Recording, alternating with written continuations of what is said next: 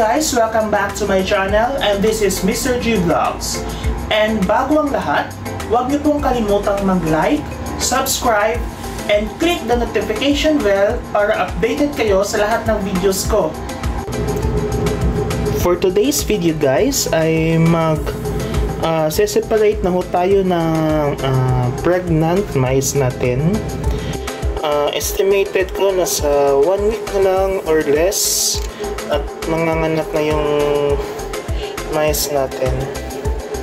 So yan po, nasa 4 to 5 mice po yata yung buntis dyan. So para hindi po sila maging overcrowded, since marami po yung mga anak, o yan po, isa pong buntis yan, o. Sobrang laki na yan. Mga ilang days na lang yan siya at manganganak na. So yun nga guys, para hindi siya overcrowded, since maliit lang po yung bean cage natin, yung breeding cage natin, at nasa mga 7 females yan sila, kailangan natin silang ilipat. So meron tayong nakaprepare dito na aquarium, so isi-set up natin to. So ano yung mga kailangan natin para ma-set up yung maternity cage? So you need aquarium or any storage box like this, katulad po nito, or anything na available na pwedeng paglipatan. So next, yung need natin is syempre yung kusot.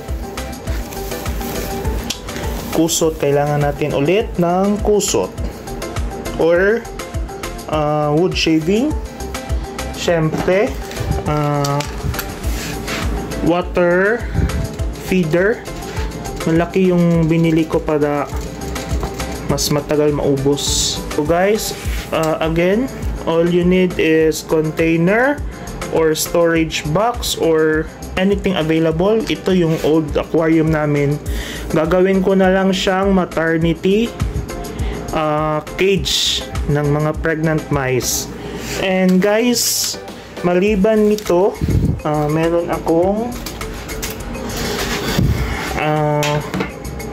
parang wheel, yung sa hamster. Wala lang, optional. Lalagyan ko lang nito para soon kung may mga anak na, so syempre may paglalaruan sila.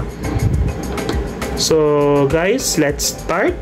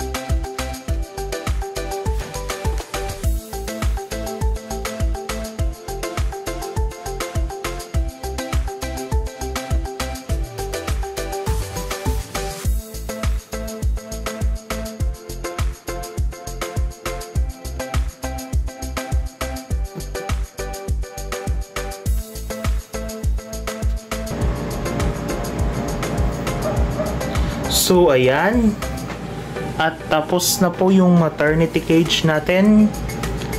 Nailagay na natin yung water feeder, nilagyan na natin ng wood shavings at saka yung toy. This place, hindi ko lang nilagyan ng kusot para hindi mabasa. Wait lang, ito palang nag-delete.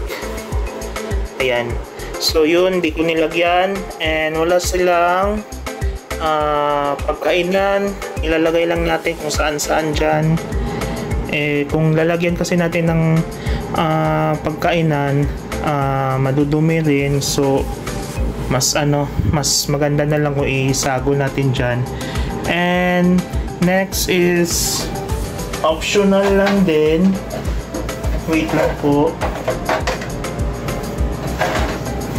hindi ko pa nagagawa. This one, hide nila para iwas stress. Old filter ng aquarium ko, gagawin ko na lang ng hide. So ito yung magiging door, bubutasan ko lang at goods na. Sa ngayon di ko pa siya lilinisan ko po muna. So that one. And since ready na, ililipat na natin yung pregnant mice natin.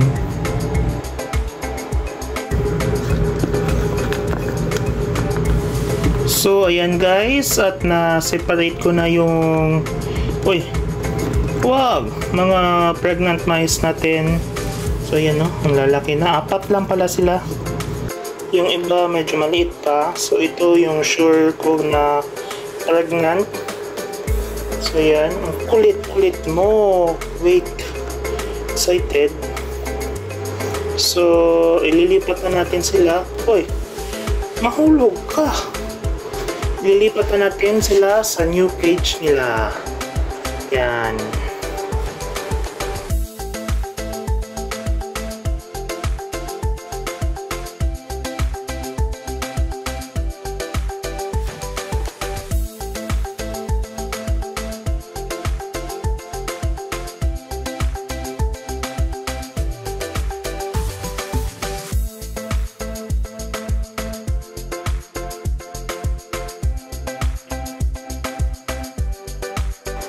And yan guys, na ilipat na natin sila sa maternity cage natin. So 4 lang sila muna. Yung mga ready na manganganak within this week. Parang nababaguhan pa sila. So that's all for today's video. Just a short video lang ito guys, para lang may share ko sa inyo kung paano tayo naghahanda sa maternity cage nila during pregnancy ng ating mga mice. So guys, thank you for watching, and that's for today. This is Grant Anthony of Mr. G Vlogs.